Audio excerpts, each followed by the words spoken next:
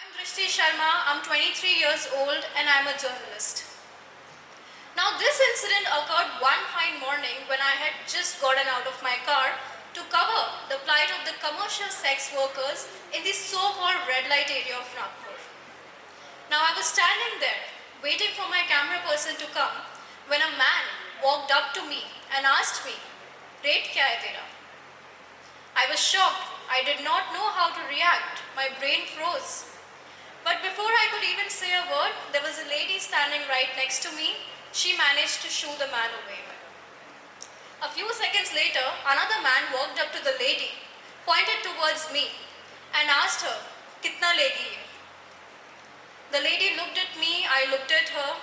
I was angry, I was furious. I wanted to slap that man, but I did not know how to react.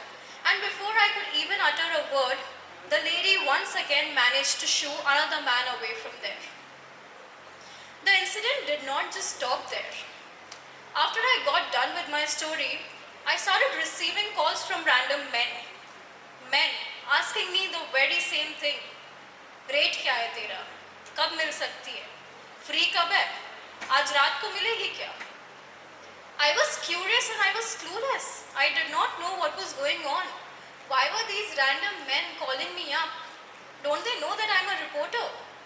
So being an extremely curious person, I decided to call one of the men back the next morning. I did. And I asked him, "भाई साहब, आपको मेरा number मिला कहाँ से जो आप मेरे को ये सब चीज़ें पूछ रहे हो?" And very casually, the man replied, "सड़क के उस पार मूतने क्या था, दीवार पे नंबर लिखा हुआ मिला तो फ़ोन कर लिया." So I'm assuming I was there for a whole day. So somebody must have taken down my number and must have decided to scribble it on a wall where men go and pee. So ladies and gentlemen, here I am trying to tell you how it feels to be a woman in one of the most booming careers of India, which is called as journalism and the media. It's April 2022. Gone are the days when women used to sit at home and do nothing. Right now they're out there conquering the whole world step by step, day by day. Right to freedom, right to speech, right to information, the free media. But why is that when a woman picks up a pen, it makes other people feel uncomfortable? Why is that when a woman journalist starts speaking, they get auctioned online? By now, a lot of people must be knowing what I'm going to be talking about, because one of the victims, one of the friends, one of the women journalists happened to be a friend of mine, my college mate.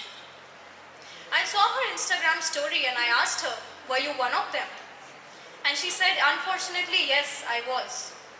My next question was, "How did this happen?" And she said, "It was just a regular morning, Drishti. I switched on my cellular data and I received notifications on my phone more than I usually do. When I started going through the notifications, I could see people bidding. And when I looked closely, I saw I was getting auctioned." Just imagine you waking up one morning, switching on your cellular data to check messages or to check your social media. But instead, you see yourself up on the internet for sale with random men trying to buy you. Feeling disgusted, right?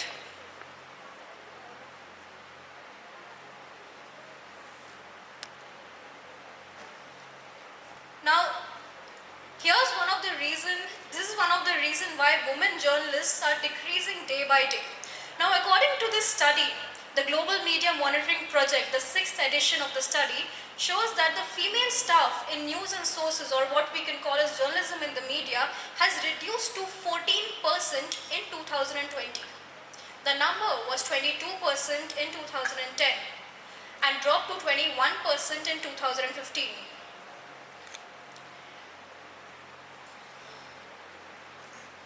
Shifting our focus to the leadership positions women hold. Now, less than 5% women hold the leadership position in the print media. However, surprisingly, the number gets better over here with almost 20% with leadership position skills in the TV media and 26.3% in the digital media. Did I just say digital media? The print is dying. Citizen journalism is going to be the next nuclear weapon which will be used by the media houses, said my professor as he entered the class one day, leaving all of us curious. All the students were curious. Why would the print die? We've literally grown up reading the newspapers. Do you guys remember the Me Too movement? The movement which took over the internet, the social media revolution, the 5-letter hashtag which was used by several millions and millions of women across the globe. It was because one woman decided not to use her social media platform to show off her personal or her luxurious lifestyle, but instead to tell the world about what she was facing, the harassment she had been facing. The 5-letter hashtag was enough to tell everyone that it can make or break someone's lives. That's when we realized the actual power of social media. Now, when a normal person uses their social media, to showcase what exactly is happening on field or what exactly the reality is over there, is called as citizen journalism. Now, before I go ahead and explain you the term of citizen journalism, this term emerged in South Korea when someone launched a news platform called Oh My News. Now, this platform's motive was extremely simple. Anybody can gather and curate news over here. Citizen journalism doesn't require one to have a journalism degree or one to become a reporter. The main objective of a citizen journalist is to gather, analyze, edit, and send over the news to the media organization, or in fact use his or her own social media channel to showcase the information of what exactly is happening on the spot. Now let me tell you a very simple example of citizen journalism. This is Neeru Rathod. She's 25 years old, decided to become a video producer at the age of 17. She hails from a very small district called Sailal in Gujarat. Her father is a mason, her mother is a housewife. Now, just like everyone else, just like every other village, Neeru's village too faced a water crisis. There was a lot of mismanagement regarding the water supply.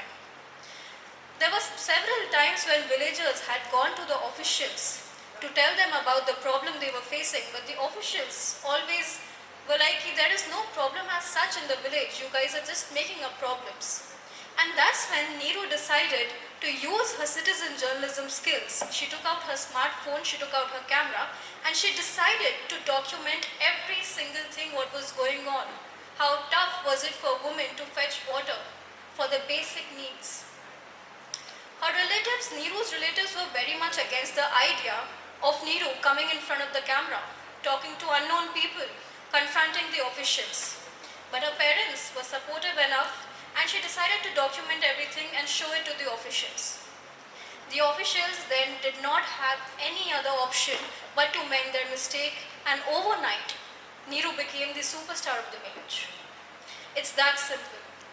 Now the main question over here arises is, will citizen journalism be ever able to compete with the mainstream media, or will it always just complement it?